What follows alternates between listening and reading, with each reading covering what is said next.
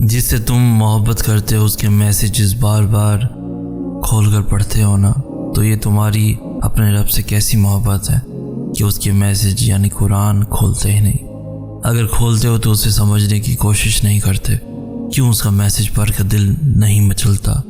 کیوں اس کی محبت کا سوچ کر چہرے پر مسکراہٹ نہیں آتی؟ اسے یاد کر کے آنسو کیوں نہیں بہتے؟ اس سے ملاقات کے لیے دل کیوں بے چین نہیں ہوتا؟ یہ کیسا دعویٰ ہے تمہاری اس سے محبت کا؟ او انسان، تو کتنا بے وفا ہے، پل پل جس کا محتاج ہے اسی سے منہ موڑ کر بھاگ رہا ہے، حالانکہ تو جانتا بھی ہے کہ گھوم کر اسی کے سامنے آنا ہے، اسی کے پاس جانا ہے، اسی سے ملاقات ہونی ہے۔ سوچ تو صحیح، کس منہ سے جائے گا اس کے سامنے؟ کیا تم نے جان لیا تمہاری زندگی کا مقصد کیا ہے؟ کیا تم نے پا لیا وہ راز جس کے لیے تمہیں یہاں اس دنیا میں بھیجا گیا؟ جو راستے اللہ تعالیٰ سے جوڑتے ہیں وہ بہترین ہو جاتے ہیں۔ اللہ تعالیٰ کی طرف جانے والا ہر راستہ دل کو سکون بخشتا ہے۔ ایسے محسوس ہوتا ہے اکیلے ہونے کے باوجود بھی کوئی ساتھ ہے۔ انسان کی تمنا نہیں ہے کیونکہ اللہ ساتھ ہے۔ کوئی چھوڑ دے تو تب بھی دل تشکر میں ڈوبتا چلا جاتا ہے۔ ہم مصلیحت سمجھ کر شکوے کے انبار نہیں لگاتے۔ وہ رحمان ہے، اس سے جڑنے والے غنی ہوتے ہیں۔ جو اسے جڑتا ہے وہ اسی کے دل میں ہمیشہ کے لیے بس جاتا ہے۔ زندگی کے چاروں اطراف میں محبت الہی ہوتی ہے اور ہم ہوتے ہیں۔ بس یہ الفاظ ہوتے ہیں، مبارک ہو تم نے اپنے رب کو پا لیا۔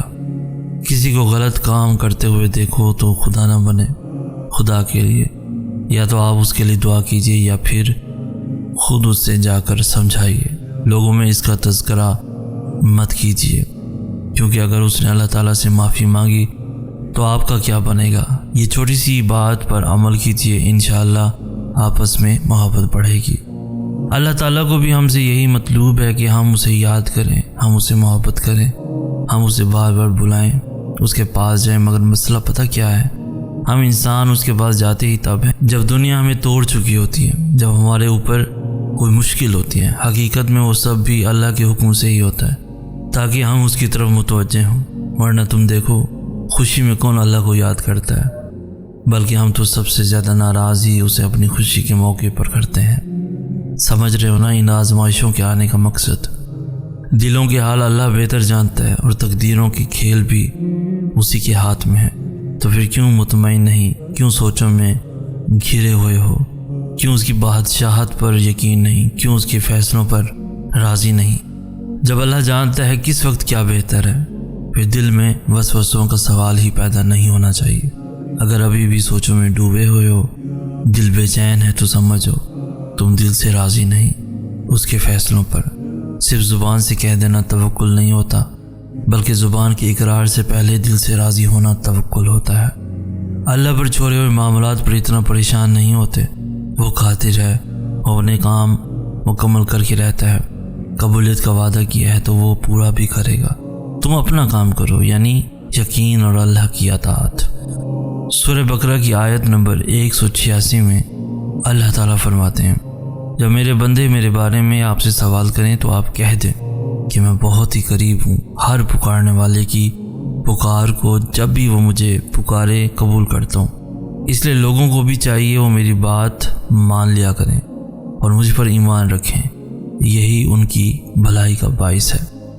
ہدایت اور اللہ کی محبت دو ایسی چیزیں ہیں جو انسان کو مانگے بغیر نہیں ملتی۔ اللہ سے رجوع کرنے میں دیر نہ کرو، ابھی بھی وقت ہے، لوٹ جو اس کی جانب۔ وہ آج بھی تمہاری توبہ کے، تمہارے لوٹنے کے انتظار میں ہے۔ تم اس سے مانگو تو صحیح، وہ کیوں تمہیں ہدایت نہیں دے گا؟ وہ کیوں تمہیں اپنی محبت سے نہیں نوازے گا؟ بس پہلا قدم تمہیں اٹھانا اور بہت ساری دعائیں کرنی ہے، پھر دیکھنا وہ کیسے کیسے تمہارے لیے راستے بناتا ہے، کیسے تمہارے لیے غائب سے مدد بھیجتا ہے۔ اللہ کو پسند ہے جب انسان ہزار گناہ کے بعد اس کی طرف پلٹتا ہے، ٹوٹی پھوٹی ہی صحیح اس سے معافی مانگتا ہے، کچی پکی ہی صحیح اسے توبہ کی طرف مانگتا ہے۔ یہ ٹوٹی پھوٹی، یہ کچی پکی سے فریادیں بھی اللہ کو بہت پیاری ہیں، وہ معاف کر دیتا ہے۔ سب کی زندگی میں دو فیز آتے ہیں۔ پہلا جب ہم لوگوں پہ ڈیپینڈنٹ ہوتے ہیں، اپنے احساسات میں بھی، اور بدلے میں لوگ بس دکھ ہی دے سکتے ہیں جب ہم اپنا آپ ان سے شیئر کریں اور وہ آپ کو سمجھنے کی بجائے صرف تکلیف دیں۔ تم سمجھتے کیوں نہیں ہو؟ ایسا کچھ بھی نہیں ہے، ایسا صرف تمہیں لگتا ہے۔ ایسا سوچو گے تو ایسا ہی ہوگا نا۔ رونے سے کیا ہوتا ہے؟ تکلیف کچھ نہیں ہوتی، بس ڈرامے ہیں یہ۔ اور دوسرا فیز، جب ہم اللہ کو اپنا بنا لیتے ہیں، اللہ ہماری زندگی بن جاتا ہے۔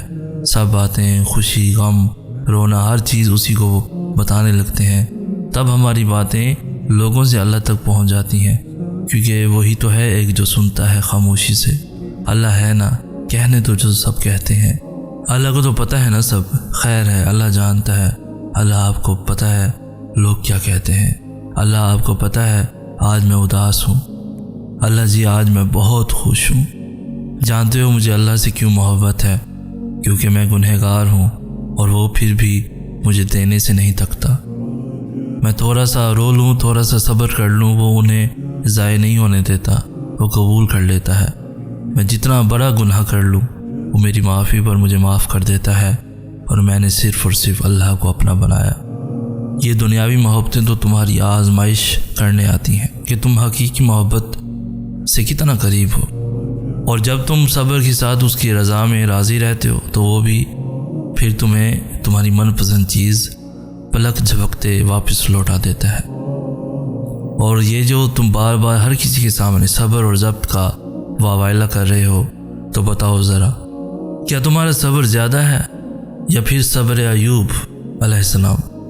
تم جو اس آزمائش کی گھڑی میں دنوں اور سالوں کا حساب رکھے ہوئے ہو، تو بتاؤ ذرا، کیا تمہاری آزمائش زیادہ طویل ہے یا حضرت یعقوب علیہ السلام کی، جب انہوں نے حضرت یوسف علیہ السلام سے جدائی کاٹی؟ تم کہتے ہو تم نے یہاں اس مقام تک پہنچنے کے لیے ان گنت قربانیاں دیں، تو کیا تمہاری ایک بھی قربانی حضرت امام حسین علیہ السلام کی قربانی کے نعم البدل ہے؟ کچھ لوگ زندگی میں صرف اس لیے ہوتے ہیں کہ جب ان کو کسی کی ضرورت پڑتی ہے وہ آپ سے بات کر لیں، اپنے دل کا بوجھ اتار لیں، تھوڑا ہنس لیں، سچ کہوں تو وقت گزار لیں۔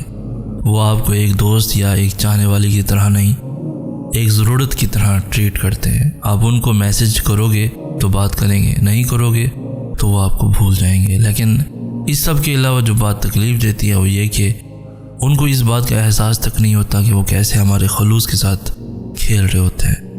اس لیے ان کو جانے دو، اپنی زندگی سے اپنے لیے آسان کر دو اپنی زندگی کو۔ میں نے زندگی سے بس یہی ایک بات سیکھی کہ انسان سے کبھی کچھ مت مانگو۔ انسان نہ تو ہمدردی مکمل دیتا ہے اور نہ ہی محبت، اور دے بھی کیسے؟ کائنات کی ہر چیز نامکمل ہے سوائے اللہ کی ذات کے، اور اس کے علاوہ کوئی ہمیں کچھ دے سکتا ہے اور نہ ہم سے کچھ چھین سکتا ہے۔